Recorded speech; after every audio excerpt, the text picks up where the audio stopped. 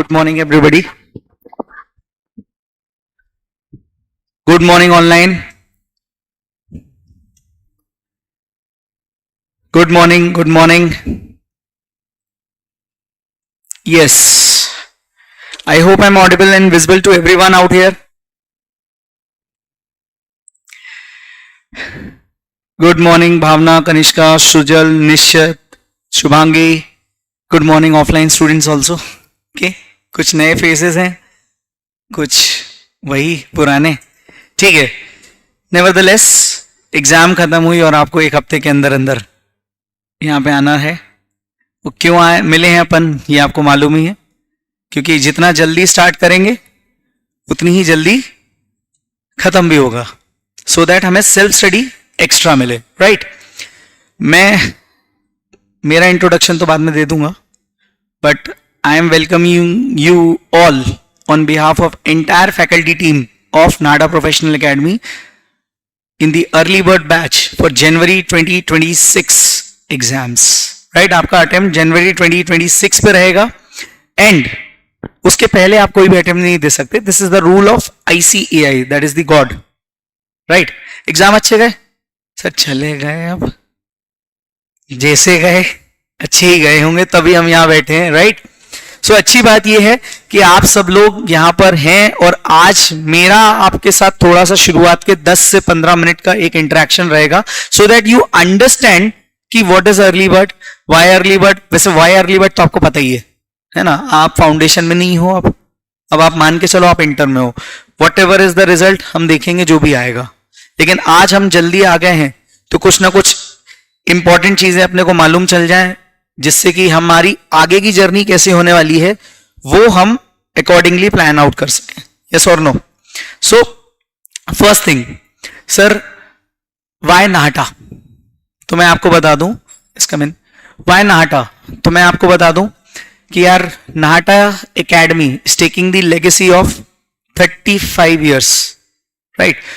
हमारे यहाँ पे कोई भी टीचर ऐसा नहीं है कि इधर उधर, सभी टीचर्स यहाँ से पढ़े हुए हैं इस इंस्टीट्यूट से, including me myself. Like अगर मैं बात करूं, चाहे Nahata sir started it in the year 1988 और 34, जो भी है कैलकुलेशन, 35 इयर्स बैक. 92 से एकेडमी है और वहां से लेके अभी तक में नाहटा सर ने असीम सर को पढ़ाया, असीम सर ने और नाहटा सर ने मिलकर तरुण सर को पढ़ाया. देन मनोज सर को भी नाहटा सर के स्टूडेंट रहे हैं. आप मनोज सर को जानते होगे, राइट? ओके. सो मनोज सर भी नाहटा सर के स्टूडेंट रहे हैं. देन यहाँ पर तरुण महाजन सर, इसके अलावा निखिल गोखरू सर यहीं पे पढ़े हुए हैं. इन सब ने मिलके सागर सर और निखिल सर साथ के ही थे, जो आपका पहला लेक्चर लेने वाले हैं, taxation, income tax. Okay. And उसके बाद उन सब ने मिलके मेरे को भी पढ़ाया. तो आज मैं आपके सामने हूं, तो आप हम लोग मिलके आपको पढ़ा रहे हैं, आप भी आ जाओ. तो एक तरह से ये घराना है और एक ट्रस्ट है कि यहाँ पर ऐसा नहीं कि कोई भी आ गया, और आप लोग भी उस ट्रस्ट एंड गुडविल के बेसिस पे ही आए हो. Because consistent faculty team, consistent result over not just once, 2 times और 3 times from the last 35 years, that is most important. चलिए, तो ये तो एक हो गया कि वाई नाहटा. बाकी आपको मालूम है टीचर्स के बारे में, एकमात्र ऐसी एकेडमी है सेंट्रल इंडिया में जिसकी टीम कंसिस्टेंट है. ऐसा नहीं कि पहले कोई कुछ पढ़ा रहा था फिर कोई कुछ और पढ़ाने लगा, ऐसा कभी नहीं हुआ है. ठीक है. सो मेरा काम ये है, आपका काम क्या है पहले ये तो बताओ सर. आप आके तो आ गए. सो मेरा काम आप लोगों के साथ ये है कि मैं आपको पहले एक इंट्रोडक्शन दे दूं टीम का, along with my self, so that आपको पता रहे कौन सा पर्सन क्या रहेगा. आपको एक नंबर सेव कराया गया होगा बेटा, कराया गया? दैट वाज 6262605106, ऐसा कुछ करता. 6262605106, ये नंबर आप लोगों के पास सेव है. इसकी वजह से शेड्यूल आया होगा, कम्युनिटी में आप लोग ऐड होंगे. यस और नो ऑनलाइन मेरे दोस्तों. और मेरी आदत क्या है, मैं दोस्त कम बोलूंगा, मैं आप लोगों को all my wonderful future chartered accountants बोलूंगा, सो दैट आपको भी एक मोटिवेशन लगे.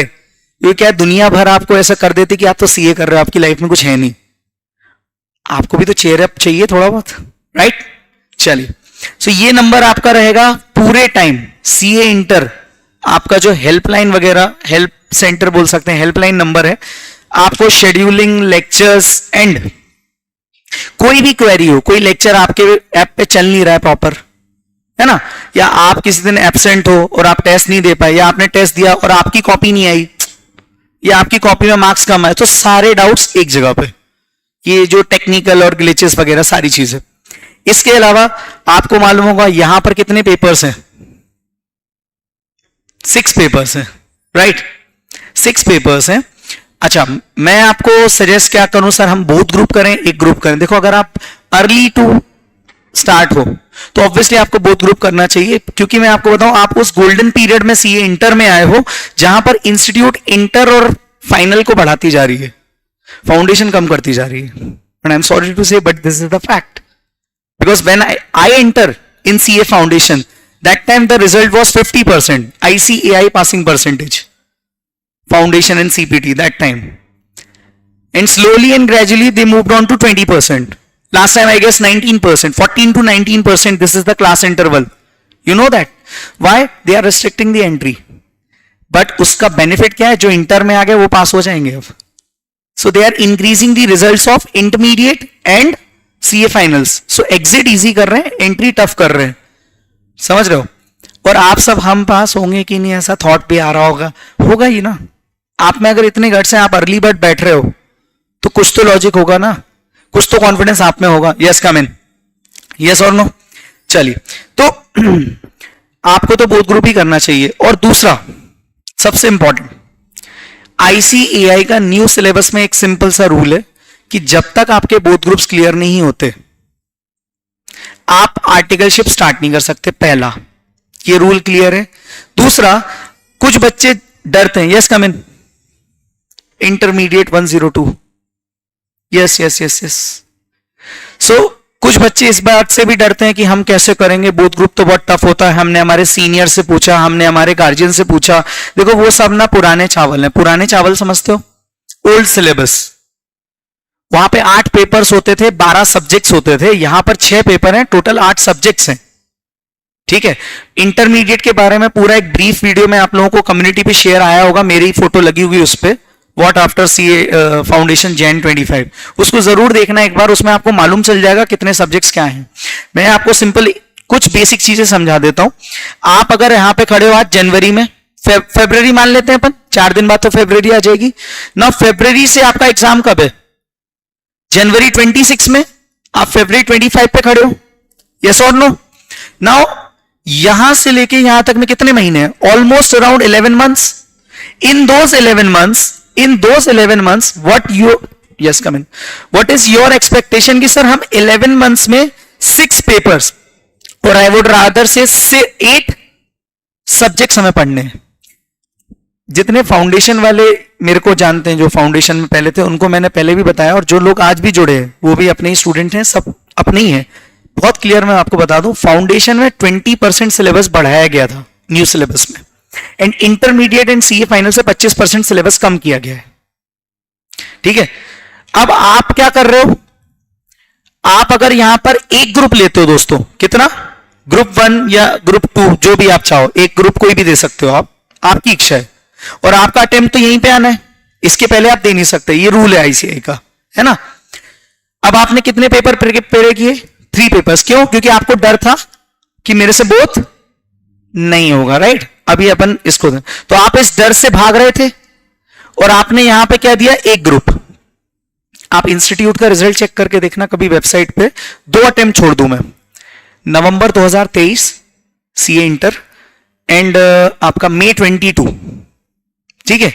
इन 2 अटेम्प्ट्स को छोड़ दें तो हर बार ग्रुप 1 में सबसे कम बच्चे पास हुए, और अगर पास थोड़े बहुत ज्यादा हुए भी फर्स्ट ग्रुप में, तो सेकंड ग्रुप में और कम फेल हुए, तो सॉरी और कम पास हुए। रीजन, एक ग्रुप में आप सिंसियर नहीं होते, पहला। दूसरा, जो फर्स्ट ग्रुप पास किया वही सेकंड ग्रुप में जा रहा होगा, क्योंकि बोथ ग्रुप का तो सीधा एक बार में या तो आर या पार है, राइट।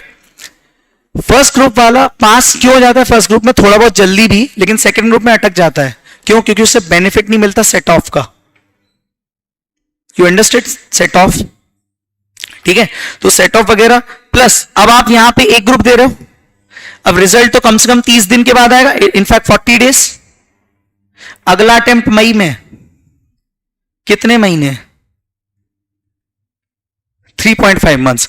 जिस डर से आप यहां भाग रहे थे वो डर आपको यहां पे मिलेगा, और ऐसे बोलेगा हाय, बोलेगा कि नहीं? और यहां पे आपके पास कितने महीने थे? 11 महीने में 6 पेपर।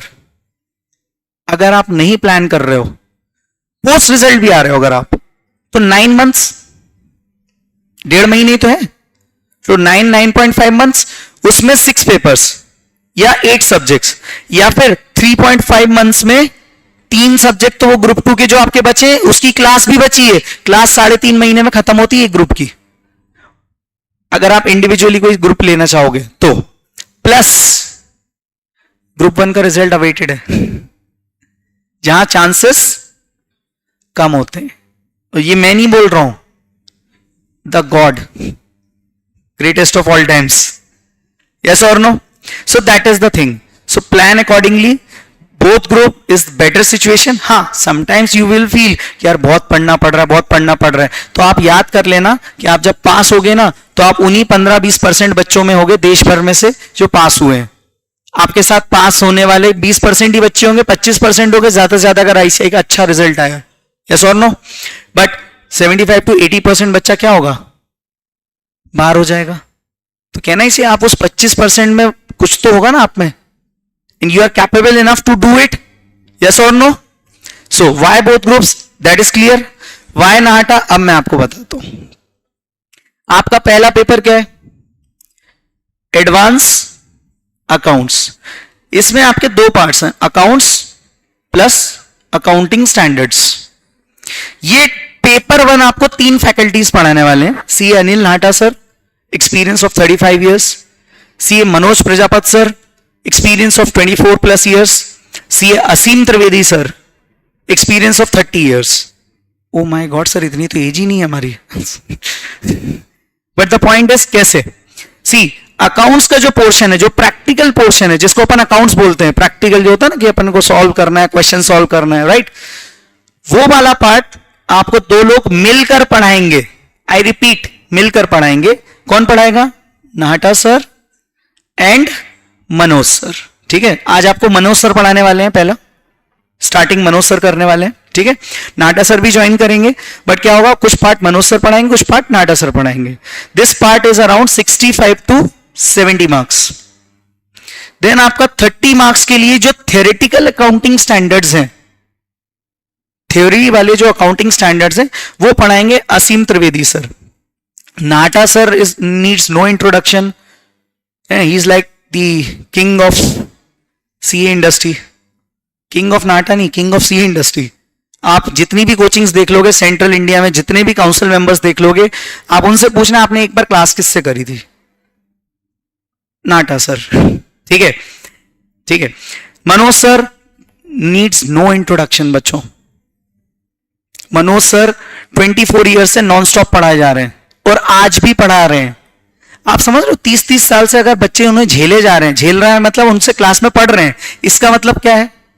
क्या नहीं सी उनका कोई सब्स्टिट्यूट है? No, you are getting it. So accounts में तो कोई दिक्कत ही नहीं। मैं आपको बोलता हूं ये पेपर आपको एग्जाम्पशन दे सकता है आराम से। एग्जाम्पशन समझ तो 60+। Asim Trivedi sir accounting standard, experience कितना है? 30 years. Asim Trivedi sir is the part of accounting standard board of India, जो अकाउंटिंग स्टैंडर्ड्स बनाती है। तो उस बॉडी के पर्सन ही आपको पढ़ाने वाले हैं। ही इज ऑल्सो, अच्छा, असीम त्रिवेदी सर एक ऐसे टीचर हैं जो आपको फाउंडेशन में भी पढ़ाते हैं, इंटर में भी पढ़ाते हैं, फाइनल में भी पढ़ाते हैं, सीए बनने के बाद, मेंबर बनने के बाद भी पढ़ाते हैं, छोड़ते ही नहीं है वो। तो वो तो आपको लास्ट तक मिलेंगे। नाहटा सर आपको इंटरमीडिएट अकाउंट्स पढ़ाएंगे, ठीक है, और मनोज सर मिलकर। ये आपको पहला पेपर समझ में आया? कौन पढ़ाने वाले हैं? तीनों नाम। सेकेंड पेपर है आपका corporate law and other law. Corporate law and other law पढ़ाने के लिए भी 2 टीचर हैं। अगेन 2 लोग मिलकर पढ़ाएंगे। एंड दोनों लोगों में से एक है आपके Rohit Khandelwal sir, he is CA as well as CS, 12 year से पढ़ा रहे हैं वो। साथ में सीए, सीएफए, रजिस्टर्ड, हाँ ये रजिस्टर्ड वैल्यूअर भी है, रजिस्टर्ड वैल्यूअर तरुण महाजन सर, ये दोनों टीचर्स मिलके आपको कॉर्पोरेट एंड अदर लॉ पढ़ाएंगे. Tarun sir has a experience of 27+ years. ठीक है. And Rohit sir has a experience of 12+ years. So young and experience faculty का मिक्स एंड मैच है. दोनों लोग मिलके पढ़ाएंगे आपको और पूरा पेपर नंबर 2 मजा आ जाएगा आपको. ये भी एक एग्जाम्पशन वाला पेपर, मैं आपको बता दूं. जैसे क्या होता है ना, अपन फाउंडेशन पढ़ के आए, अब मैं आपसे ऐसे खुल के बात कर सकता हूं. पहली चीज क्या, एक था आपका QA पेपर 3 और एक था आपका पेपर 2. यही 2 डराते थे. इंटर में भी 2 हैं, लेकिन ये 2 नहीं है. ये 2 नहीं, ये तो आपको आसान लगेगा. अब now comes the third paper, taxation. इसके हैं 2 parts, income tax and GST. Income tax will be taking care by CS Sagar Vijayvargiya sir, practising in the field of taxation. He is practising in income tax only, along with share trading वगैरह सारी चीजें. and he takes care of your 50 marks and the another 50 marks taking care by CA Nikhil गोखरू sir. सागर sir 10 years से पढ़ा रहे हैं, Nikhil sir around 13+ years से पढ़ा रहे हैं. ठीक है. एंड ये आपको GST पढ़ाएंगे. यहां पे एक पेपर है इनकम टैक्स. समझ गए? समझदार को इशारा काफी है. हर ग्रुप में एक रहता है. आ जाइए sir. And I welcome CS Sagar Vijay Varghese sir, your faculty for income tax, sir online, है ना? And then, और सर आपकी पेपर की बात कर रहा था मैं. इनकम टैक्स मैंने इनको बोला कि 2 पेपर्स होते हैं. सर इधर आ जाओ आप, बच्चों को भी हमारे फाउंडेशन बस. देन आपका ग्रुप 2 का पहला पेपर है कॉस्टिंग. अगेन 100 मार्क्स, और ये बहुत अच्छा पेपर है. इसमें 80, 90, 100 आउट ऑफ 100 भी कई बार अपने यहां से गए हैं बच्चों के. CA निखिल गोखरू सर अगेन. ठीक है. देन आपका आता है एक और सब्जेक्ट, जैसे वहां 2 थे ना फाउंडेशन में, तो एक मैंने आपको यहां बता दिया और एक है ये CA असीम सर. असीम सर को मैंने आपको ऊपर अकाउंटिंग स्टैंडर्ड्स के टाइम पे भी बताया था कि accounting standard board of India के मेंबर हैं वो. एंड देन अगर मैं बात करूं, CA Asim Trivedi sir is a member of standards on auditing, मतलब auditing assurance board of India. जो ऑडिट के दौरान स्टैंडर्ड्स हमें फॉलो करने होते हैं, उसकी फ्रेमवर्क बॉडी के भी मेंबर हैं वो. तो वो आपको ऑडिट का टेक केयर करेंगे. He has experience of 30+ years as I already told. Then आपका लास्ट पेपर आता है financial management and strategic management. Financial management again CA Tarun sir, 50 marks जो अपने को corporate law and other law में है. एंड यहां पर आएंगे SM पढ़ाने CA मृगेश मदलानी सर. ठीक है. He is from Ahmedabad. He visits in Indore, face to face आपको पढ़ाएंगे एंड जेन्युइनली SM से प्यार करा देंगे आपको. So we all are having a complete consistent and experience team. Lastly सबसे जूनियर मैं, my name is Harshit and I will be taking care of your all papers, mentorship along with answer writing sessions, along with practice sessions. तो आपको पढ़ना सभी teachers से तो है ही, सभी टीचर्स आपको परेशान करेंगे होमवर्क दे दे के, लेकिन आपको भी डटे रहना है लास्ट मोमेंट तक, क्योंकि आप आज यहां आए हैं तो आपका ऑब्जेक्टिव क्या है? जनवरी 2026 में जब एग्जाम दो तो फिर CA फाइनल में ही आना है. विजन आपका यही होना चाहिए, बिकॉज नवंबर 2028 में आपको CA बनना है, अगर आप इस तरीके से पास होते चले गए. Right. So now I am handing over the mic to CA Sagar Vijayvargiya sir, your faculty for direct taxes. Sir. Thank you so much, Harshit sir. Hi class, good morning. Online, good morning. I hope I am audible.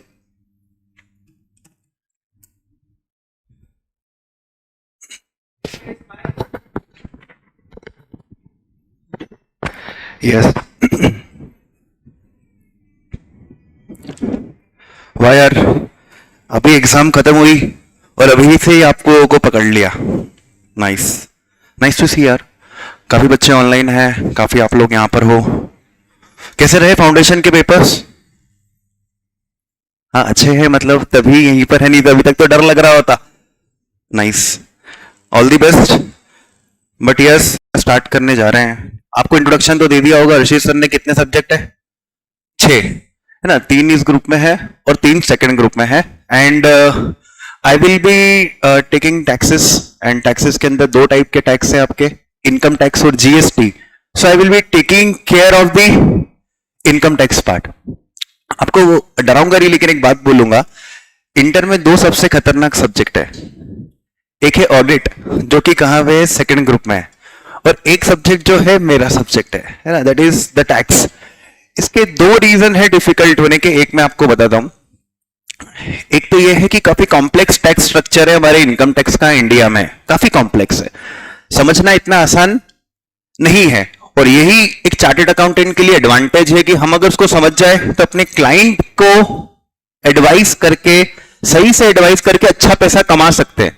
GST थोड़ा easy law है, जो GST law है वो थोड़ा easy है, income tax law थोड़ा सा complex है, तो वो पैसे कमाने के लिए भी एक अच्छा सोर्स है. ये सब्जेक्ट आपके लिए बहुत इंपॉर्टेंट होने जा रहा है. इसका रीजन ये है कि बहुत सारे लोग इनकम टैक्स में प्रैक्टिस करते हैं. आप प्रैक्टिस करने जाओगे, income tax will play a very important role. Plus नया इनकम टैक्स आने जा रहा है, यू हर्ड अबाउट इट. मतलब आप लोग जब चार्टेड अकाउंटेंट बन के निकलोगे तो you might have learn the new income tax. ये जो ओल्ड इनकम टैक्स हम पढ़ने जाएंगे, हो सकता है ये जो बजट आने वाला है 3 से 4 दिन बाद, सरकार एक नया टैक्स लॉ पेश करने वाली जिसका नाम है डायरेक्ट टैक्स कोड. अब हमारी अटेम्प्ट के लिए तो बेटा पुराना इनकम टैक्स ही क्या होगा, एप्लीकेबल. अपने लिए नया इनकम टैक्स एग्जाम में एप्लीकेबल नहीं होगा. लेकिन मैं लाइफ की बात कर रहा हूं. डायरेक्ट टैक्स कोड जब भी आएगा, अभी क्या होता है कि इनकम टैक्स के अंदर इनकम टैक्स 1961 से, इवन उसके पहले से जो हम लेटेस्ट एक्ट पढ़ेंगे वो 1961 से. काफी सारे पुराने चार्टेड अकाउंटेंट को बहुत एक्सपर्टीज है उन सेक्शंस के अंदर, तो नए चार्टेड अकाउंटेंट्स को मौका कम मिलता है. लेकिन अब सब इक्वल हो जाएंगे, अब सब लोग बराबर हो जाएंगे. And this subject will provide you with the immense opportunity. आप सीए बन के निकलोगे, latest law, latest GST, latest income tax आपको पता होगा. एग्जाम क्लियर करने के लिए भी बहुत इंपॉर्टेंट है. फर्स्ट ग्रुप में आपको बताया होगा हर्षित सर ने, अकाउंट्स जो है वो अच्छा स्कोर दे देता है, बहुत अच्छा स्कोर, 80 90 ऐसे मार्क्स इसके अंदर आ जाते हैं. कंपनी लॉ में भी अच्छा स्कोर आ जाता है. तो कोई ये सब्जेक्ट में आपको बोलूं, ऐसा सब्जेक्ट नहीं है कि भाई 90 मार्क्स लेकर आना है, 85 80. इसके अंदर 65 to 70 मार्क्स भी बहुत अच्छे मार्क्स कहलाते हैं, बहुत अच्छे मार्क्स कहलाते हैं. अगर आपने इतना स्कोर करने की कोशिश करी तो आप डेफिनेटली बहुत अच्छा अपनी एग्जाम में कर आओगे. कुछ एक लोग है, देखो एक्सेप्शंस आर ऑलवेज देयर, किसी के 80 के ऊपर 85 के ऊपर आ जाते हैं. बट एक्सपेक्टेशन में आपको बताऊं इस सब्जेक्ट से इतनी रखनी है कि हाँ, हमसे थोड़ी बहुत मिस्टेक होगी, हम कुछ चीजें भूलेंगे, हर चीज हमें एग्जाम में याद नहीं आएगी. हमेशा हम एक्सपेक्टेशंस बहुत ज्यादा रखते हैं कि नहीं, हमारा सारा पेपर, जैसे हमारे अकाउंट्स 100 मार्क्स का अटेम्प्ट हुआ है तो हमारा टैक्स भी 100 मार्क्स का अटेम्प्ट होना चाहिए. ऐसा नहीं होता. आपको हर सब्जेक्ट को रियलिस्टिक तरीके से लेना पड़ेगा. आपको यहां पर हार्डवर्क से ज्यादा क्या करना है, स्मार्ट वर्क. स्मार्ट वर्क मैं आप लोगों को पूरा गाइड करूंगा कि सब्जेक्ट को कितना पढ़ना है, कैसे पढ़ना है, कौन से टॉपिक्स को पढ़ना है, कहां से आप ज्यादा स्कोर कर सकते हैं, वो सारी चीजें मैं आपको गाइड करूंगा. आज के दिन वैसे तो हम कुछ पढ़ना स्टार्ट नहीं करने वाले. आज के दिन तो हम एक सब्जेक्ट के बारे में बेसिक डिस्कशन करेंगे कि how we will proceed with this subject.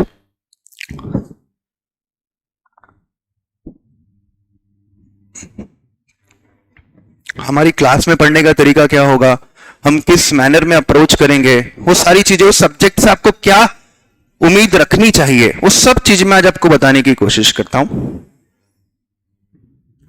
Yes, subject का नाम है टैक्स लॉस. टैक्स लॉस को 2 पार्ट में डिवाइड किया गया है बच्चों. एक तो क्या है, डायरेक्ट टैक्स लॉ, और एक क्या है आपका, इनडायरेक्ट टैक्स लॉस. दोनों लॉ पढ़ाए जाएंगे, दोनों 50 मार्क्स के हैं. Income tax, direct tax law में आपको एक ही टैक्स पढ़ाया जाएगा, यस, इनकम टैक्स, और ये कितने मार्क्स का है, 50 मार्क्स का. और इनडायरेक्ट टैक्स लॉ में आपको निखिल सर पढ़ाएंगे जीएसटी, एंड वो कितने मार्क्स का होगा, 50 मार्क्स का अगेन. लेकिन दोस्तों मैं मजाक नहीं कर रहा हूं, मेरा सब्जेक्ट आप बोलोगे सर ये तो 150 नंबर का होना चाहिए. आपके जितने भी कोई सीनियर पढ़ रहे होंगे, एग्जिस्टिंग क्लास में होंगे, उनसे पूछना कि इनकम टैक्स को 50 नंबर का बोलते हैं, लेकिन इसको पढ़ने में, जैसे निखिल सर है, आएंगे आखिरी में T20 जैसे बैटिंग करेंगे, 2 महीने में जीएसटी खत्म. हम यहाँ 4-4 महीने 5-5 महीने इनकम टैक्स पढ़ रहे होंगे और कितने मार्क्स के लिए? 50 मार्क्स के लिए। That's yes, this subject is lengthy, लेकिन दोस्तों पढ़ने में बहुत आसान है। मेरी एक बात ऐसी नहीं होगी जो इस क्लास में किसी बच्चे को एक बार में समझ में ना आए। एक आध दो टॉपिक छोड़ दो, एक्सेप्शंस आर ऑलवेज देयर, बाकी आपको सारी चीजें एक बार में समझ में आएगी, आपको बहुत मजा आएगा। जैसे अभी हर्षित सर ने कहा कि एसएन से सब्जेक्ट से आपको प्यार हो जाएगा, आई प्रॉमिस यू कि आपको इनकम टैक्स से भी प्यार हो जाएगा। लेकिन बस इसमें एक ये है, कंसिस्टेंसी देना बहुत जरूरी है। इसमें क्या होता है, इंसान भूल जाता है। आप कॉस्टिंग पढ़ोगे, कॉस्टिंग में निखिल सर आपको एक चैप्टर पढ़ाएंगे, आपने वो हो सकता है उस चैप्टर में आप 19-20 छुट्टी कर दी आपने, आप नेक्स्ट चैप्टर में आए, आपको नेक्स्ट चैप्टर समझ में आएगा कॉस्टिंग में, क्योंकि पुराने चैप्टर से कोई रिलेशन नहीं है। हमारी इनकम टैक्स में एक सबसे बड़ी समस्या है कि इसका हर चैप्टर आपस में रिलेटेड है। मैं आपको एक एग्जांपल देता हूं। कोई सैलरी से इनकम अर्न करता है तो उसका कैसे टैक्स भरते हैं, कोई बिजनेस करता है तो उसका कैसे टैक्स पे करते हैं। तो हमारे इनकम टैक्स में अलग अलग चैप्टर्स है। सैलरी के ऊपर कैसे टैक्स निकालना है, बिजनेस के ऊपर कैसे टैक्स निकालना है, किसी ने शेयर्स बेच दिए तो टैक्स का कैलकुलेशन कैसे होगा, किसी ने मकान बेचा तो टैक्स का कैलकुलेशन कैसे होगा। लेकिन अब सोचो रियल लाइफ में जब क्लाइंट आता है, आई प्रैक्टिस इन इनकम टैक्स, मेरा काम ही इनकम टैक्स है, मैं 2 काम करता हूं अपना, मेरा खुद की प्रैक्टिस है तो उसमें मेरा एक काम इनकम टैक्स है और एक काम मेरा शेयर मार्केट है। तो ये 2 काम है मेरे। तो मैं आपको एक बात बताइए, ये मैं पूरा प्रैक्टिकल नॉलेज भी आपके साथ शेयर करूंगा, क्योंकि 50 नंबर का सब्जेक्ट दिख रहा है, लेकिन सीए फाइनल में 100 नंबर का है। सीए फाइनल में तो कितने मार्क्स का? 100 तो मुझे आपको अभी का थोड़ी सोच के पढ़ाना है, मुझे आपको कब का सोचना है, सीए फाइनल का सोच के पढ़ाना है कि आप बाहर निकलोगे तो आपके पास प्रैक्टिकल नॉलेज भी होना चाहिए। तो यार मैं आपको ये बता रहा था कि यार 50 नंबर के, अब क्लाइंट आया बोलता मैंने क्या करा है, सुबह बिजनेस करता हूं, फिर शाम को मैं कहीं थोड़ा पार्ट टाइम जॉब भी कर लेता हूं, और मैंने शेयर्स भी बेच दिए और मैंने मकान भी बेच दिया।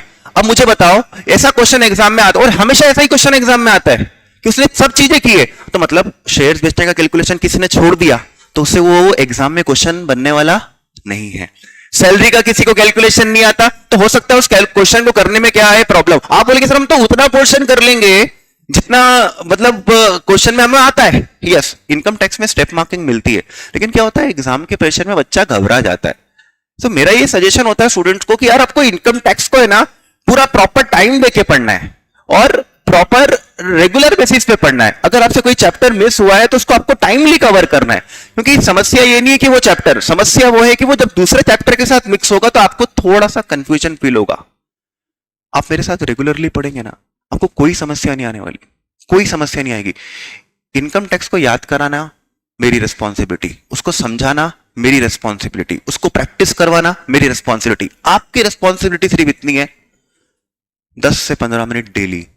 This is not the subject that you do this all the question, keep it for 1 month और अगले महीने देखेंगे। नहीं, ये अकाउंट जैसा सब्जेक्ट नहीं है, कॉस्टिंग जैसा सब्जेक्ट नहीं है, समझना इसको। ये है और ऑडिट, ये थ्योरी सब्जेक्ट से बच्चों। क्या होता है तो थ्योरी, एग्जाम में आता प्रैक्टिकल है, लेकिन प्रैक्टिकल सॉल्व कैसे कर पाओगे? दिमाग से थोड़ी करोगे। प्रैक्टिकल तो सॉल्व किससे करोगे? जिसके पास थ्योरेटिकल नॉलेज होगा। तो भाई आप रेगुलर बेसिस पे इसकी क्या करिए, स्टडी कीजिए।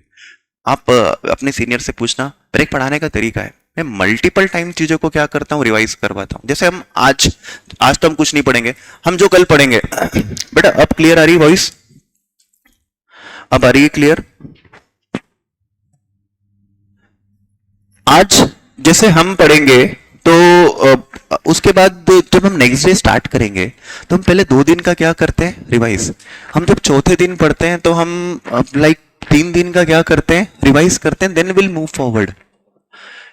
1 महीने का भी कभी कभी पढ़ लेते हैं, तो 1 महीने का पढ़ने के बाद हम आगे का पढ़ते हैं। मैं इतने कंटिन्यूस क्या करता हूं, रिवीजन करवाता हूं। एंड रीडिंग नहीं करवाता हूं, मैं माइंड से चीजों को रिवाइज करवाता हूं। ऐसा होगा कि कुछ चैप्टर्स तो आपको फिंगर्स पे याद होंगे, आपको कोई बुक ही उठा के नहीं देखनी पड़ेगी, आपको फिंगर्स पे ऐसे क्लिक होंगे कि हाँ ये चैप्टर में ये सेक्शंस है और इन सेक्शंस के अंदर ये बातें हैं, सब आपको माइंड से ही याद रहेगा।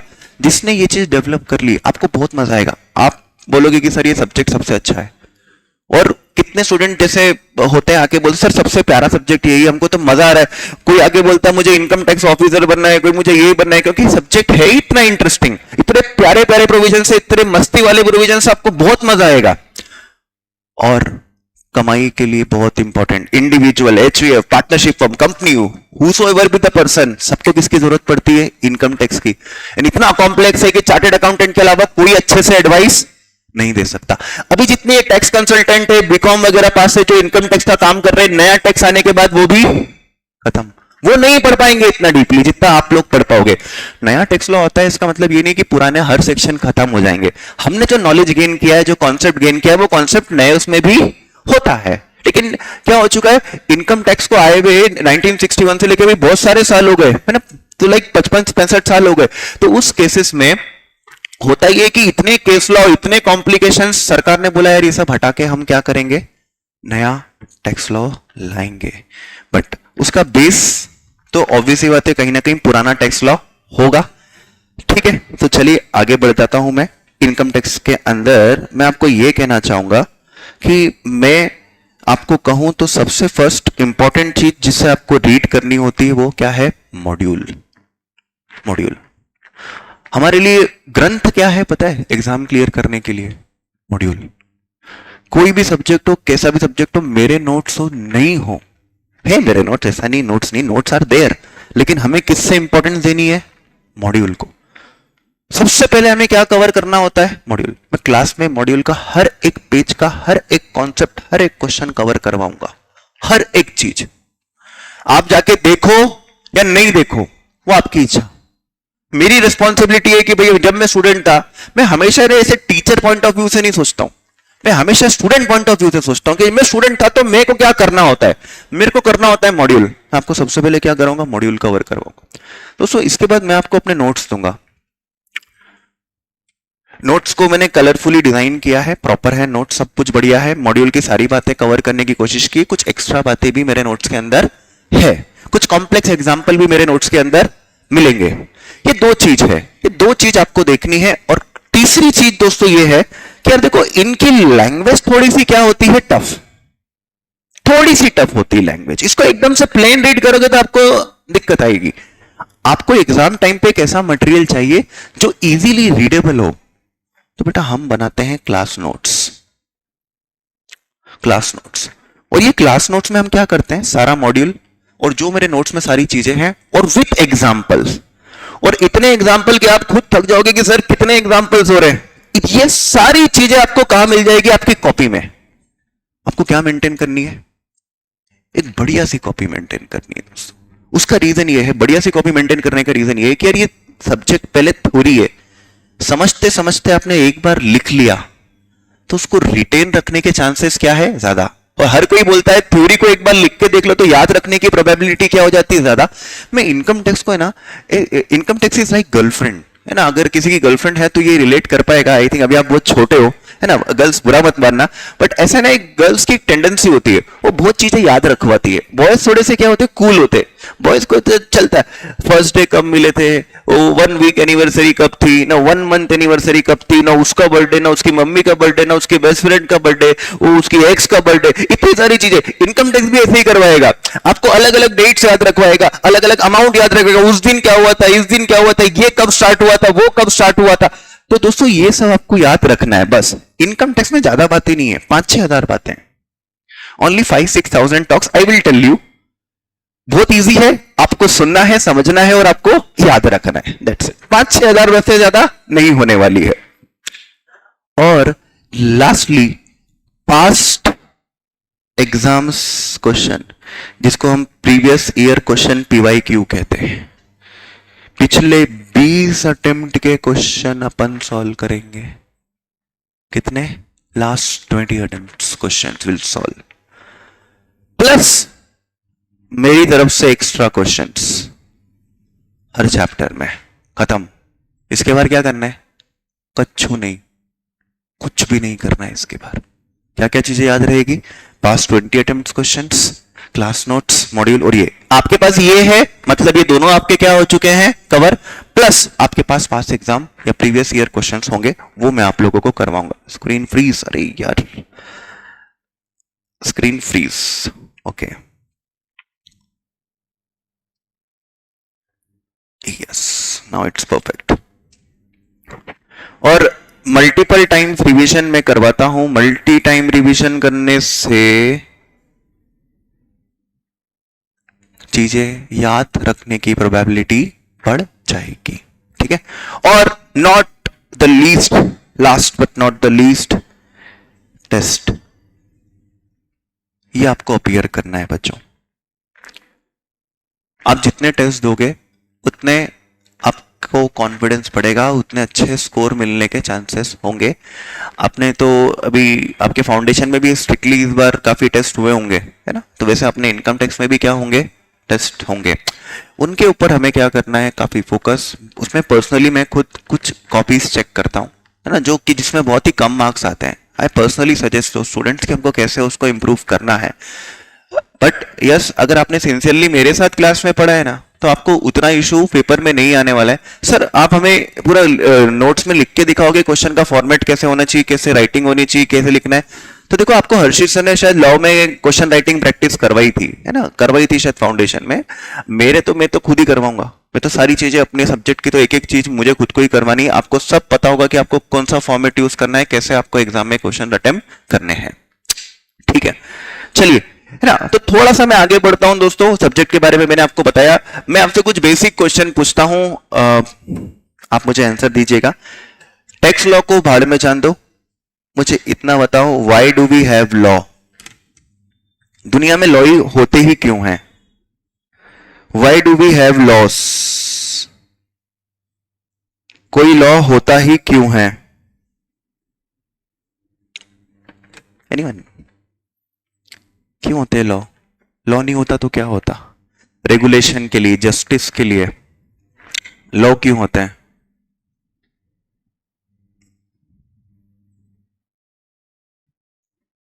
बोलो बच्चे। हाँ, अगर अच्छा लॉ नहीं होता तो सब अपने अपने हिसाब से बिहेव करते नहीं करते? ट्रैफिक लॉ नहीं होता तो सब अपने अपने हिसाब से बिहेव करते नहीं करते? 100%। तो यार, लोगों को एक तरीके से रेगुलेट करने के लिए, एक सिस्टमेटिक तरीके से मैनेज करने के लिए, रन करने के लिए क्या बनाए जाते हैं? लॉ बनाए जाते हैं to regulate people, systematic working of country, discipline के लिए। नहीं तो सब अपने अपने हिसाब से क्या करते, काम करते। कोई किधर से आ रहा है, कोई किधर से आ रहा है, एक्सीडेंट्स होते हैं। तो एक रूल बनाती है, ट्रैफिक रूल्स, एंड गवर्नमेंट ने बनाए, तो उस रूल को हम क्या बोल देते हैं? लॉ। ठीक है, लॉ कितने टाइप के होते हैं, एनी आइडिया? बहुत सारे टाइप के होते हैं, है ना, लेकिन मेजरली मैं अगर बात करूं तो दो टाइप के लॉ होते हैं, सिविल लॉ और क्रिमिनल लॉ। सिविल लॉ और क्रिमिनल लॉ। यस, आप चार बोल रहे हैं, यस, और कॉमन लॉ वगैरह भी होते हैं ऐसे, बट मैं अपनी बात करूंगा तो कितने टाइप के लॉ में डिवाइड कर सकता हूं? दो टाइप के लॉ में, सिविल लॉ और criminal law. What are criminal law?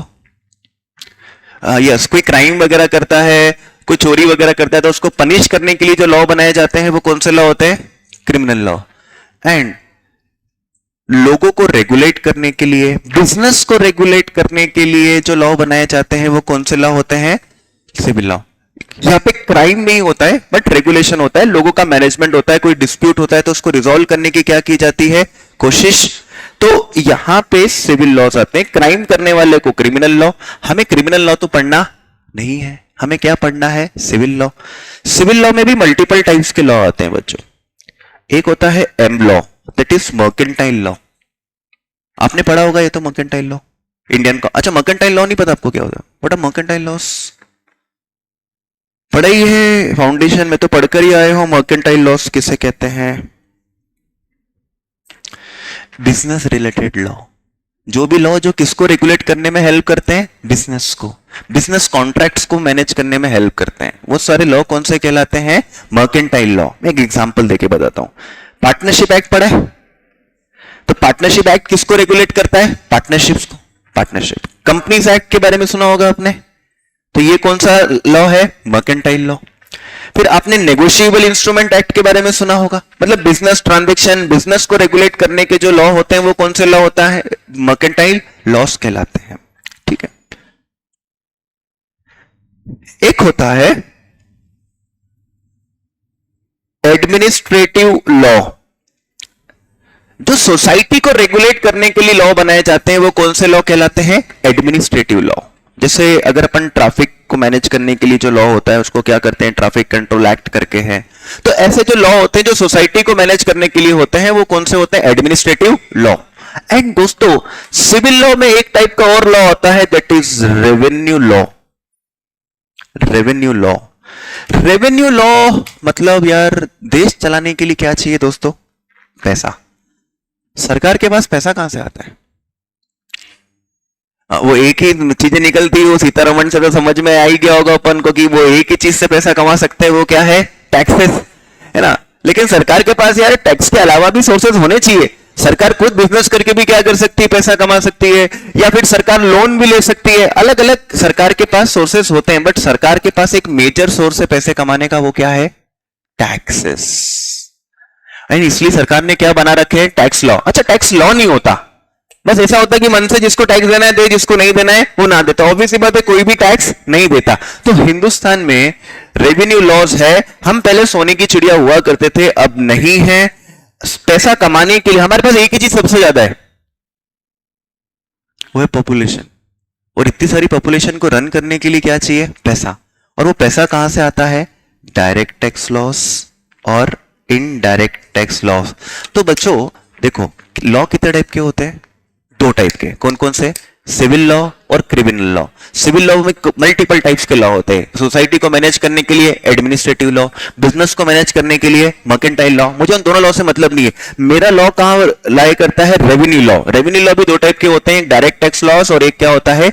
Indirect tax laws. कोई मुझे बताएगा what is direct tax laws and what are indirect tax laws? Direct tax laws किसे कहते हैं और इनडायरेक्ट टैक्स लॉ किसे कहते हैं?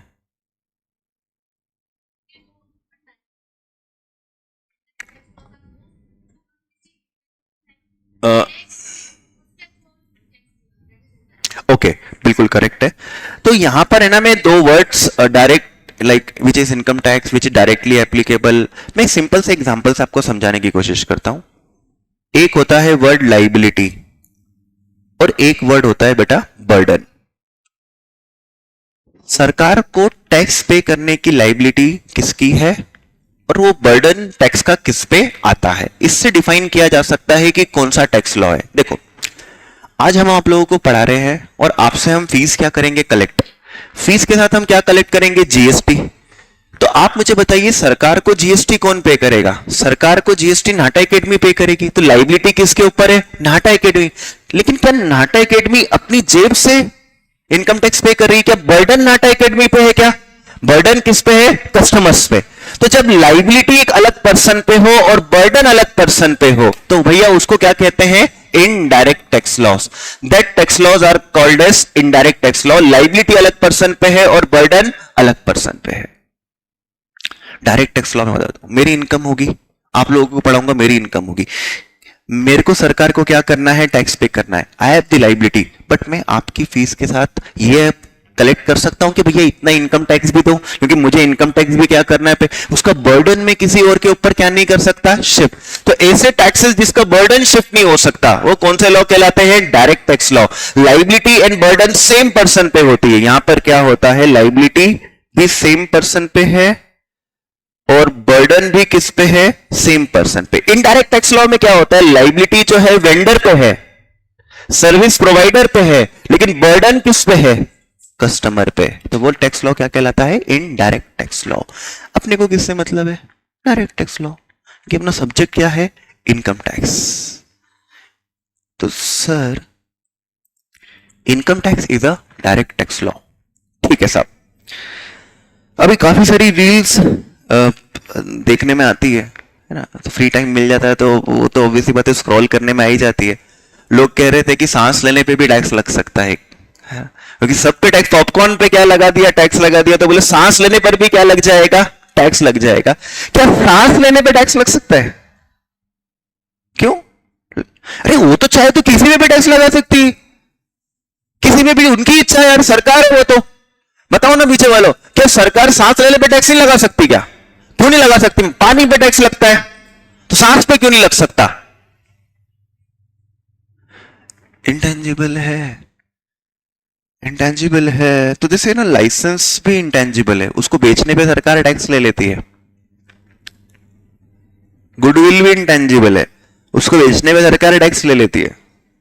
सांस लेने पे क्यों टैक्स नहीं लग सकता? हाँ, वेरी गुड। सबसे फर्स्ट चीज, मेजर नहीं कर सकते, ऐसा कुछ नहीं है, कर सकते मेजर। कौन इंसान कितनी सांस लेता है दिन में? एक अप्रोक्स आइडिया तो ले सकते ना, कोई ज्यादा ले रहा होगा, कब ले रहा होगा, लेकिन ऑन एन एवरेज इतनी तो लेता ही है ना। उतना टैक्स लगा दिया। सरकार का क्या भरोसा, कल से चिप डाल दे अपनी बॉडी में, किसने कितनी सांस ली उसकी वो मीटर रीडिंग करेगा और सांस के हिसाब से क्या दो टैक्स। भाई वैसे भी ऑक्सीजन की बहुत कमी है, भरोसा नहीं, कल से उस पर भी क्या लग जाए, टैक्स लग जाए।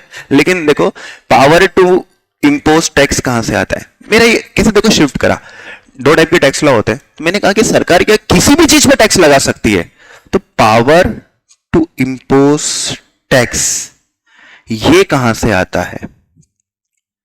पावर टू इंपोज टैक्स आता है दोस्तों कॉन्स्टिट्यूशन।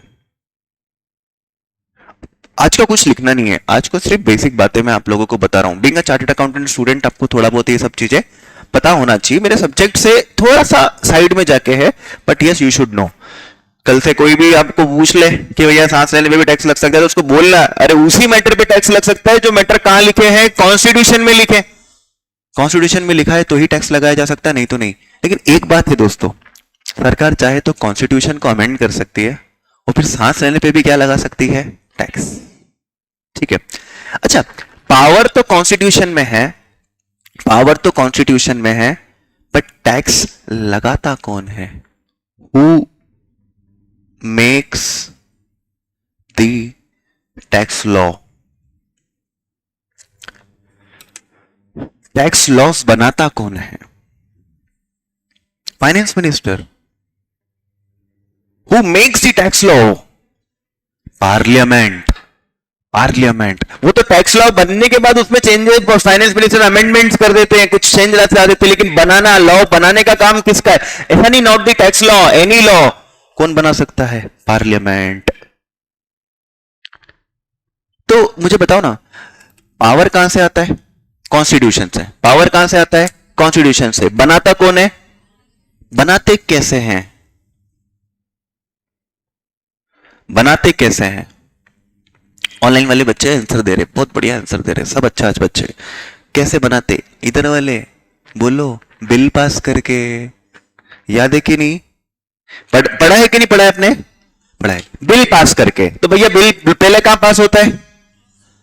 जरूरी नहीं है, पहले राज्यसभा में भी हो सकता है, पहले लोकसभा में भी, कहीं पे भी बिल कहीं पे भी पहले क्या करा लो, पास। राज्यसभा में पास होगा, लोकसभा में पास होगा, प्रेसिडेंट की क्या मिलेगी? Approval.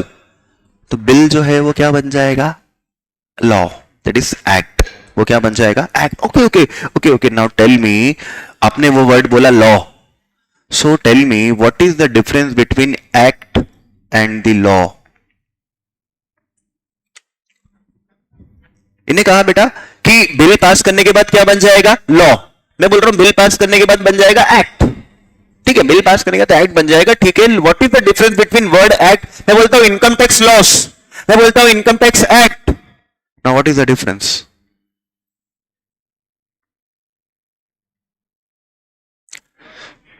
Yes, law is broader term and act is narrower term. देखो इनकम टैक्स बना है ना बच्चों, तो इनकम टैक्स के रूल्स भी बनेंगे। क्या बनेंगे? इनकम टैक्स के रूल्स। तो अब लॉ में एक्ट भी आता है और क्या आते हैं? रूल्स भी आते हैं। आगे मैं आपको बताऊंगा what is the difference between act and the rules, लेकिन law is more broader term. अच्छा, इनकम टैक्स में अमेंडमेंट भी आते हैं, यानी सरकार नोटिफिकेशन इशू करती है, तो लॉ के अंदर एक्ट भी आता है, रूल्स भी आता है, नोटिफिकेशंस भी आते हैं, केस लॉज भी आते हैं। तो मतलब law is more broader term and act is the narrower term. ठीक है, तो ये bill pass, every act is law but every law is not an act. Yes, every law is not an act. उसने एक word बोला, ऐसा इसलिए बोला कि नोटिफिकेशन को हम एक तरीके से, सर्कुलर को, केस लॉ को हम एक्ट नहीं बोल सकते। There are something that behaves like act but not actually the act. Okay, अच्छा, पावर कॉन्स्टिट्यूशन से आ गया। पावर कॉन्स्टिट्यूशन, सब चैट जीपीटी खोल के बैठे क्या? बराबर आंसर दे रहे, ऐसी लाइन चिपका रहे, वो जो कहां मिलती है? चैट जीपीटी पे। You should use chat GPT, सबके पास फोन में डाउनलोड होना चाहिए। इंस्टाग्राम होगा लेकिन चैट जीपीटी भी रखो। आपके पास जो माइंड में बहुत सारी क्वेरीज आती है, मैं हूं आपके पास, हमेशा आपके पास हूं। आपको डाउट पूछना है, मैं I am always there, but still you can yourself find something. कोई डिफिकल्ट क्वेश्चन है, कोई डिफिकल्ट चीजें माइंड में आ रही है, डिफिकल्ट केस आपके माइंड में आ रहा है, तो आप उससे पूछ सकते। इनकम टैक्स में क्या है, जैसे क्या है, आप बहुत सारी चीजें इंटरेस्टिंग आएगी, जैसे कि यार ये प्रोविजन बच्चे पे अप्लाई होता है, चिल्ड्रन पे अप्लाई होता है। तो कुछ प्रोविजन होता है कि दो ही बच्चे, income tax does not promote number of children, वो बोलते हैं बच्चे दो ही अच्छे। लेकिन कुछ कुछ सेक्शन में होता है बच्चे कितने भी, क्योंकि कुछ कुछ प्रोविजन में चिल्ड्रन का मतलब क्या होता है, और कुछ कुछ में स्टेप चाइल्ड भी इंक्लूड होता है, कभी कभी स्टेप चाइल्ड भी इंक्लूड नहीं होता है। कभी बोलते हैं बच्चे दो अच्छे, लेकिन पहले एक बच्चा था फिर एकदम से दो बच्चे हो गए, मतलब फर्स्ट अटेम्प्ट में एक बच्चा था, सेकंड अटेम्प्ट में दो हो गए, तो एक साथ मतलब आपके कितने बच्चे, तीन, तो उनको दो ही बच्चे मानते हैं एक तरीके से, मतलब उनको तीनों बच्चों को भी बेनिफिट दिया जाता है, कुछ दिया जाता है। तो हर एक सेक्शन के अंदर चीजें अलग होती है। कहीं लिखा होता है स्पाउस, तो किसी सेक्शन में एक स्पाउस ही काउंट होती है, किसी सेक्शन में किसी की मल्टीपल स्पाउसेस है तो उसको भी क्या करेंगे, काउंट करेंगे। तो ऐसी सारी चीजें हैं। अब रिलेटिव्स क्या होते हैं, रिलेटिव का मतलब क्या होता है, और अलग अलग सेक्शंस के लिए अलग अलग है। तो रख के रखो, काम आएगा कभी ना कभी आपको। हाँ, इस सेक्शन के लिए रिलेटिव के अंदर एक स्पाउस आएगी कि मल्टीपल, तो बच्चों के मन में बहुत सारे क्वेश्चंस आते हैं, बोले सर एक बच्चा था उसके बाद 6 बच्चे हो गए, तो यार मैं बोले इंसान के बच्चे हैं, कोई बिल्ली के बच्चे थोड़ी है, तो कैसे भी हो जाएंगे। तो यार ये ऐसे क्वेश्चंस अगर आपके मन में आ रहे तो आप कहां पूछ लीजिए, चैट जीपीटी से पूछ लीजिए, क्योंकि क्लास का टाइम वेस्ट करने की कोई जरूरत नहीं है। लॉ मेकर्स ने जो बनाया है, जो पॉइंट्स लिखे हैं, वो मैं आपको सारे कवर करूंगा, वो सारे कवर करूंगा। फिर उसके बाद दोस्तों बिल पास करवा दिया ना, बिल पास, अब उस लॉ को चलाता कौन है, एडमिनिस्ट्रेशन कौन करता है, एडमिनिस्ट्रेशन कौन करता है। बनाने का पावर किसका है, कॉन्स्टिट्यूशन। बनाया किसने, पार्लियामेंट। बनाया कैसे, बिल पास करके। चलाता कौन है, गवर्नमेंट। Government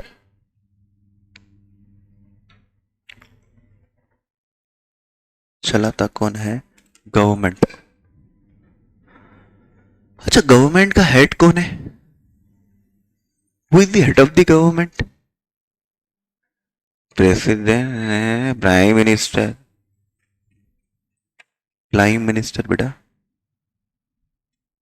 prime minister. तो who is responsible for proper collection of tax in India, who is responsible, Modi ji is responsible for proper collection of tax in India, he is the head of central government, he is the ruling party, prime minister. तीन एक बात बताओ, उनके पास यही काम है क्या, गल्ला खोल के देख रहे हैं आज कितना इनकम टैक्स आया, आज कितना जीएसटी आया। 10 काम है उनके पास, बाहर भी जाना है, इटली भी घूमना है, बहुत लोगों से मिलना है, तो उनके पास काफी सारे काम है। उनने टैक्स का काम डेलीगेट कर दिया है। टैक्स का काम क्या कर दिया है, एक मिनिस्ट्री को डेलीगेट कर दिया है। क्योंकि कुछ लोग यहां पे बोल रहे थे फाइनेंस मिनिस्टर, कुछ लोग बोल रहे थे यहां पे प्राइम मिनिस्टर, तो सरकार ने ये काम क्या कर दिया है, डेलीगेट। किसको डेलीगेट किया है, finance minister. And who is the finance minister, हाँ सब जानते हैं इनको तो, ठीक है। तो निर्मला जी, निर्मला जी इज रेस्पॉन्सिबल। लेकिन एक बात याद रखना, काम डेलीगेट करने से रिस्पॉन्सिबिलिटी नहीं जाती है। Who will be the ultimately responsible, prime minister, क्योंकि सीतारमण जी को अपॉइंट किसने किया है, प्राइम मिनिस्टर ने अपॉइंट किया है। So he will be the ultimately responsible, but फिलहाल जो रिस्पॉन्सिबिलिटी है वो किसकी है, फाइनेंस मिनिस्टर की। अच्छा दोस्तों एक बात बताओ, फाइनेंस मिनिस्टर अकेले मिलके proper collection of income tax, GST, हमारे देश में एक और एक टैक्स लॉ होता है इनडायरेक्ट में, कस्टम्स, जो आपको अभी नहीं पढ़ाया जाता, कब पढ़ाया जाएगा, सीए फाइनल में। तो आप मुझे बताओ कि क्या वो अकेले मिलके ये सब कलेक्शन का ध्यान दे सकती क्या। वैसे भी उनकी बातें करने से अपन को समझ में भी आता है कि यार उनके पास टैक्स का कितना नॉलेज है, उनके पास हेल्प करने के लिए कोई ना कोई तो होना चाहिए ना। तो कौन है पता है, फाइनेंस मिनिस्टर के अंडर 2 बॉडीज आती है। एक बॉडी आती है सीबीडीटी और एक होती है सीबीआईसी। सीबीडीटी का फुल फॉर्म होता है central board of direct taxes और सीबीआईसी का फुल फॉर्म होता है central board of indirect taxes and customs. तो CBDT's full form is Central Board of Direct Taxes. Central Board of Direct Taxes take care of the income tax. वो income tax का ध्यान रखते हैं। दोस्तों CBDT के अंदर 6 मेंबर्स है। CBDT के अंदर 6 मेंबर है प्लस एक चेयरपर्सन है। चेयरपर्सन है। CBDT में टोटल मिलाकर कितने मेंबर्स हो गए आपके, 7 मेंबर्स है ना। मतलब 7 मेंबर्स, अगर उनको बाइफर्केशन करे तो 6 मेंबर हो गए और एक क्या हो गया, चेयरपर्सन। सीबीडीटी का full form central board of direct taxes. ये एक स्टैट्यूटरी बॉडी है। स्टैट्यूटरी बॉडी क्या होती है, कोई बताएगा? स्टैट्यूटरी बॉडीज, स्टैट्यूटरी बॉडीज क्या होती है? जो किसी स्पेशल एक्ट से बनी हो, जो क्या बनी हो, किसी स्पेशल एक्ट से बनी हो, that are called as statutory body. ये जो सीबीडीटी है ना, ये भी एक स्पेशल एक्ट से बनी है। उस एक्ट का नाम है इंडियन रेवेन्यू एक्ट। उस एक्ट का नाम है इंडियन रेवेन्यू एक्ट। ठीक है, अब इधर देखना, CBDT is responsible towards finance minister. Finance minister is responsible towards prime minister. Prime minister is responsible towards parliament, and parliament is responsible in the eyes of constitution. इस तरीके से hierarchy चलती है। बट दोस्तों मुझे एक बात बताओ, ये फाइनेंस मिनिस्टर और सीबीडीटी, सीबीआईसी का आपको निखिल सर विल टेल, है ना। तो सीबीडीटी के अंदर अगर अपन बात करें, ये 6-7 लोग और एक फाइनेंस मिनिस्टर मिलकर प्रॉपर कलेक्शन कर सकते हैं क्या टैक्स का? बहुत मुश्किल है। कितना बड़ा देश है, ठीक है, कितना बड़ा देश है अपना। तो दोस्तों हुआ क्या है, सीबीडीटी के अंदर एक डिपार्टमेंट आता है, इनकम टैक्स डिपार्टमेंट। सीबीडीटी के अंदर कौन आता है? Income tax department. और दोस्तों इनकम टैक्स डिपार्टमेंट जो है देश के 18 रीजन्स में डिवाइडेड है। कितने रीजन्स में डिवाइडेड है? 18 regions. MPCG income tax department, Bihar और उधर Jharkhand income tax department, Tamil Nadu का इनकम टैक्स डिपार्टमेंट क्या रहेगा? अलग रहेगा। तो ऐसे हर स्टेट का, लेकिन जो छोटी छोटी स्टेट्स है, हिमाचल प्रदेश, उत्तराखंड, तो इनका क्या है? एक इनकम टैक्स डिपार्टमेंट है। So we have number of states but more than 18, but still income tax has 18 regions में डिवाइडेड है। आपको पता है जो इनकम टैक्स डिपार्टमेंट, मतलब इसको मैं क्या कहता हूं, मतलब ऑफिसर्स की आर्मी। सीबीडीटी के अंदर क्या आती है? ऑफिसर्स की आर्मी। उस आर्मी का जो डिपार्टमेंट का नाम है वो है इनकम टैक्स डिपार्टमेंट। और उस डिपार्टमेंट का जो सबसे हेड वाला व्यक्ति होता है, जो सबसे मतलब लाइक हेड होता है इनकम टैक्स डिपार्टमेंट का, उसका नाम होता है पीसीसीआईटी। क्या नाम होता है उसका? पीसीसीआईटी। पीसीसीआईटी का फुल फॉर्म होता है principal chief commissioner of income tax. क्या वर्ड बोल रहा हूं मैं? Principal chief commissioner of income tax. इनके नीचे की जो रैंक का ऑफिस होता है ना, नीचे की रैंक का जो ऑफिसर होता है वो होता है CCIT, that is chief commissioner of income tax. इनके नीचे की रैंक का जो ऑफिसर होता है वो होता है PCIT. PCIT is principal commissioner of income tax. इनके नीचे की रैंक का जो ऑफिसर होता है वो होता है CIT, that is commissioner of income tax. इनके नीचे की जो रैंक का ऑफिसर होता है वो जेसीआईटी होता है, that is joint commissioner of income tax.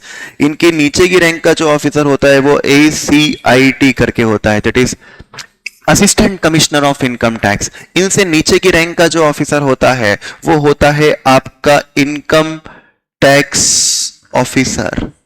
और फिर नीचे आते हैं अदर स्टाफ्स, लेकिन जैसे ऑफिस के प्यून हो गए, इनकम टैक्स के क्या हो गए, इंस्पेक्टर्स हो गए, ड्राइवर्स हो गए उनके, तो वो सब क्या होते हैं आपके यहाँ पे। तो देखो दोस्तों, this is the hierarchy, this is the income tax department. Income tax officer is responsible towards assistant commissioner. Assistant commissioner is responsible towards joint commissioner. Joint commissioner is responsible towards commissioner. Commissioner is responsible towards principal commissioner. Principal commissioner is responsible towards chief commissioner. Chief commissioner is responsible towards principal chief. Principal chief is responsible towards CBDT. CBDT is responsible towards finance minister. Finance minister is responsible towards prime minister. Prime minister is responsible in parliament, and parliament is responsible in the eyes of constitution. This is the hierarchy that works. तो हम जो subject पढ़ने जा रहे हैं उन subject के बारे में हमें पता होना चाहिए कि भैया क्या क्या, सीबीडीटी कौन है, सीबीडीटी फाइनेंस मिनिस्ट्री के अंदर आती है, डिपार्टमेंट्स क्या होते हैं। तो मैंने बोला 18 रीजन में डिवाइडेड है। एक्चुअली यहाँ पे एक डिपार्टमेंट है, एक रीजन और है, वो बहुत इंटरेस्टिंग फील्ड है, इंटरनेशनल टैक्सेशन, इंटरनेशनल टैक्सेशन। देखो यार, कैसे लाइक नॉन रेसिडेंट्स को इंडिया में टैक्स देना पड़ सकता है। आपने वर्ड सुना होगा रेसिडेंट्स और एक वर्ड सुना होगा नॉन रेसिडेंट। तो जैसे हम लोग तो अपने देश के क्या है, रेसिडेंट है। अब मैं यहाँ रह के पढ़ाऊँ, इंडियन लोगों को पढ़ाऊँ, इंडिया के बाहर के लोगों को पढ़ाऊँ, मुझे तो इंडिया में क्या देना है, टैक्स। अब क्रिस गेल इंडिया खेलने आता है तो क्या उसको टैक्स देना है, नहीं देना है। बाहर से ब्रेटली वगैरह कमेंट्री करने आता है तो इनको इंडिया में टैक्स देना पड़ेगा, नहीं देना पड़ेगा। तो उसके लिए जो डिपार्टमेंट है वो कौन सा डिपार्टमेंट है, इंटरनेशनल टैक्सेशन। ठीक है, सो ये बात हुई इनकम टैक्स डिपार्टमेंट की। तो हाउ वी हैव स्टार्टेड, है ना। इधर देखना, तो कितने टाइप के लॉ होते हैं, दो टाइप के। एक होता है सिविल लॉ और एक होता है क्रिमिनल लॉ। सिविल लॉ के अंदर मल्टीपल लॉ, बिजनेस को रेगुलेट करने के लिए मर्केंटाइल लॉ, सोसाइटी को मैनेज करने के लिए एडमिनिस्ट्रेटिव लॉ, और टैक्स कलेक्शन के लिए रेवेन्यू लॉ। अच्छा, मैंने आपसे पूछा था कि देश सरकार के पास पैसा कहां से आता है, तो आप सब लोगों ने बोला था टैक्स कलेक्शन करके। क्या ऐसी कोई देश है जहां पे टैक्स नहीं होता? ऐसी कोई कंट्रीज है जहां पे टैक्स ही नहीं होता, जिनको टैक्स हेवंस कहते हैं, जहां टैक्स नहीं लगता? Yes, you, Dubai. दुबई में जीएसटी है, 5% का क्या लगता है वहां पे, जीएसटी, बट वहां पे इनकम टैक्स नहीं है। और भी कंट्री है, जर्मनी के पास एक जगह है लिसिस्टेन करके, तो लिसिस्टेन वहां पर भी क्या नहीं लगता है, टैक्स। एक कीमेन आइलैंड करके जगह है, इनको क्या कहते हैं, टैक्स हेवंस कहते हैं, मॉरिशस। अच्छा, फिर इनकी इकोनॉमी कैसे चलती है, इनकी इकोनॉमी कैसे चलती है? Government business, tourisms. इनकी दुबई का तो क्या है, दुबई के पास तो टूरिज्म भी काफी अच्छा है, तो उनकी इकोनॉमी वहां से क्या हो जाती, चल जाती। इनको क्या कहते हैं, टैक्स हेवंस कहते हैं। लोग अपने 2 नंबर के पैसे को 1 नंबर में कन्वर्ट करने के लिए इन कंट्रीज का यूज करते हैं। आगे जाके आपको हम एग्जांपल देंगे काफी सारे इस तरीके से।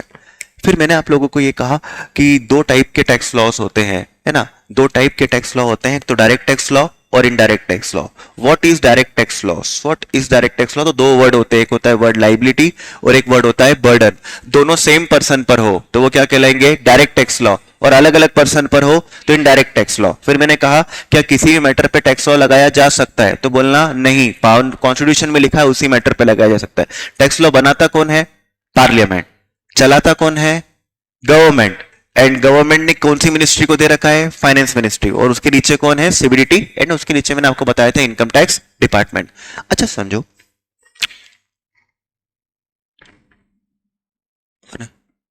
कोई था क्या? अच्छा देखो, यहां पर क्या होता है कि जैसे मैं इनकम अर्न कर रहा हूं, मेरे इनकम की चेकिंग करेंगे, ये जो ऑफिसर्स है ये मेरे इनकम की क्या करेंगे, चेकिंग करेंगे। इन ऑफिसर्स को कहते हैं असेस, मेरी इनकम को असेस करेंगे, क्या कहते हैं, असेस। तो इनको क्या कहते हैं, असेसिंग ऑफिसर। किस किस को, जैसे ये आपको आगे जाके समझ में आएगा, ये जो जेसीआईटी है, एसीआईटी है, इनकम टैक्स ऑफिसर है, ये सब कौन है, असेसिंग ऑफिसर।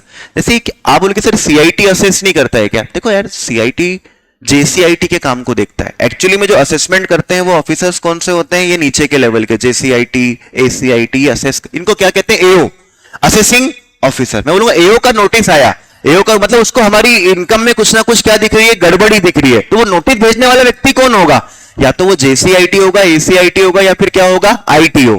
ये 3 लोग होते हैं, ठीक है। तो जो ऑफिसर, जो इनकम टैक्स ऑफिसर असेसमेंट करता है वो क्या कहलाता है, असेसिंग ऑफिसर। ये सारे वर्ड मैं आपको लिखवाऊंगा जब हम उसकी डेफिनेशन एग्जैक्टली देखेंगे। जिसका चेकिंग हो रही है वो कहलाता है असेसी। क्या कहलाता है, असेसी। एक वर्ड क्या हो गया बच्चे, जो चेक करेगा वो कौन कहलाएगा, असेसिंग ऑफिसर। और जिसकी चेकिंग हो रही है वो क्या कहलाएगा, असेसी। और जिस प्रोसेस से चेकिंग होती है, असेसमेंट। ये वर्ड में बार बार यूज होता है, इनकम टैक्स में बार बार निकल जाता है, तो आपको याद रखना है कि यार कौन जो चेकिंग कर रहा है वो कौन है, एओ। जो जिसकी चेकिंग हो रही है वो कौन है, असेसी। और जिस प्रोसेस से चेकिंग होती है उसको क्या कहते हैं, असेसमेंट। ठीक है। सो एक बेसिक आइडिया मैंने आप लोगों को आज किसके रेस्पेक्ट में दिया, इनकम टैक्स के रेस्पेक्ट में। ठीक है, कल हम आगे का डिस्कशन करेंगे कि यार भाई इनकम टैक्स में हमें क्या क्या, इनकम टैक्स लॉज में हमें क्या क्या पढ़ना पड़ेगा, how many sections are there, what are rules, what are notifications, what are circulars, what are case law. तो कल हम अपने इनकम टैक्स लॉ को डिफाइन करेंगे एंड परसों से हम इनकम टैक्स एक्ट पढ़ना क्या करेंगे स्टार्ट। ठीक है, ठीक है, okay, I hope I am clear with everything guys. ठीक है, bye, take care, have a good